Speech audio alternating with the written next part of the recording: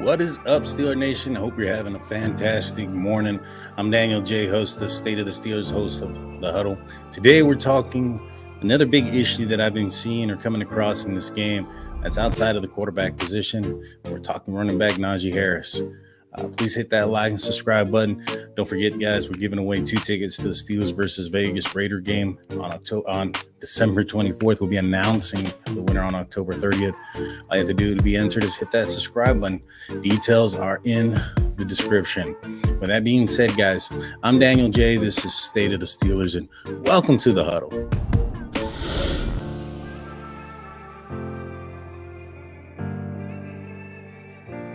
So, I think we have something to talk about when it comes to the Steelers offense.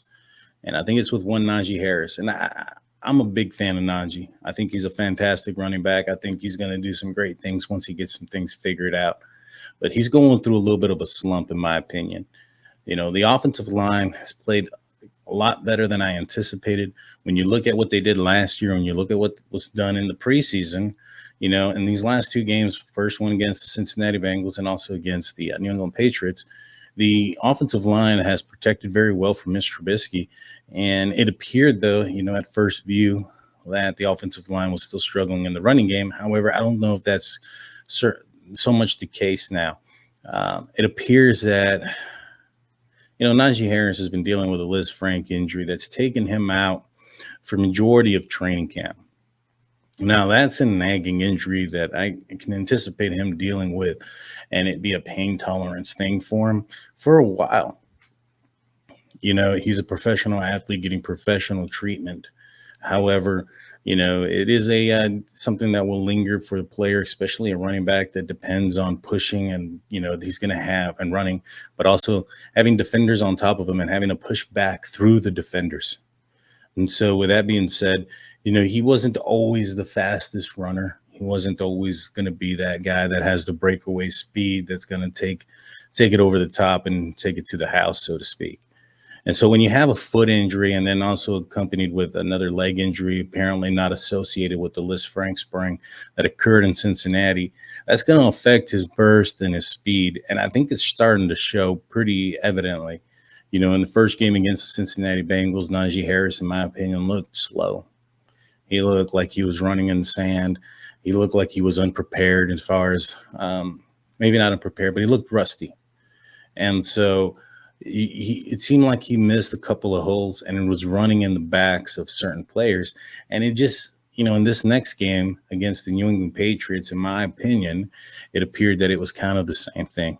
There was a situation very early on in the game where Najee Harris, it appeared that he predetermined to bounce to the right side behind Pat Freiermuth and ended up losing a couple yards. However, had he just run straight, he had at least a gain 4 or 5 yards in front of him. You know, his vision is coming into question.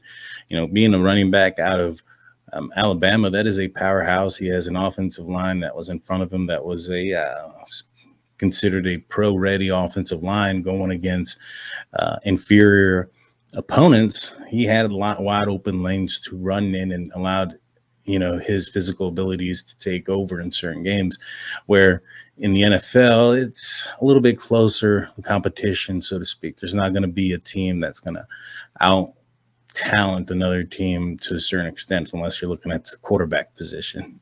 I digress. This wasn't a Mitch show episode. This is not about Mitch. And so with Najee, in my opinion, I think he's going to be okay. I think he's trying to maybe perhaps hit some home runs and instead try to take maybe what's there in front of him. There might be a lot of pressure against him. When you look at, you know, the performance and the production coming out of the quarterback position up to this point, you know, all the pressure, everything lies on Najee Harris. And so I think that once perhaps maybe the offense starts to connect on some downfield throws and bigger plays, that's going to allow Najee Harris to get a little bit of those more open lanes. And also as he gets healthier and gets more confident in his ability and what he's seeing, I think he's going to have a return to form. Last season, he didn't have the rushing yards, any gaudy rushing yards, but that was all solely due to the offensive line not getting any push whatsoever. And so he was able to make so much out of nothing last year. It'd be ridiculous not to think that with an offensive line that's improved, that he wouldn't do better this year. I just think he's dealing with some injuries, and he's maybe trying to take a little bit more into control of what he probably should just take what's in front of him. I did see a few times where he ran up the back of a couple of linemen. I saw where he ran up the back of Pat Fryermuth, where he honestly could have gone either left or right in that situation and gained a few more yards versus running up his back and then getting tackled. So it is a little bit of a concern. I think Jaylen Warren, the emergence of him coming through, is really huge and key. I saw the Steelers use him about 30% of the time. And in my opinion, I think he's very serviceable, especially in the passing blocking game.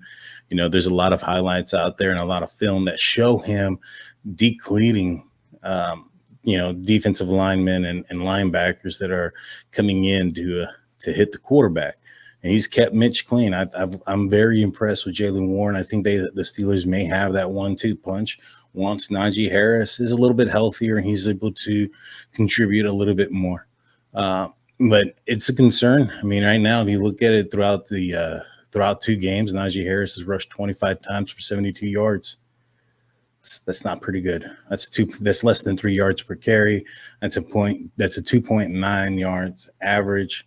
You know, it's almost a full yard less than what he had last year, where he was, he had a 3.8 yard average. And so he's down almost a full yard average with a better offensive line, arguably. So I think there's a little bit more to it than just Najee having a slump year. I think there's, the injuries and also perhaps maybe some of these play calls. Matt Canada sure has come under fire here recently with the play calling that's happened up to this point. Let me know what you guys think in the comment section. Are you guys concerned about Najee Harris? You think he'll be fine? You think the Steelers should rest him a little bit, help him get a little bit healthy? This short week going against the Cleveland Browns definitely isn't going to help him, but the mini bye afterwards, in my opinion, is going to do wonders for Najee Harris. Let me know what you guys think in the comment section. Please hit that like and subscribe button. Don't forget, we have that contest going on. And so with that being said, guys, I'm Daniel J. This is State of the Steelers. Peace.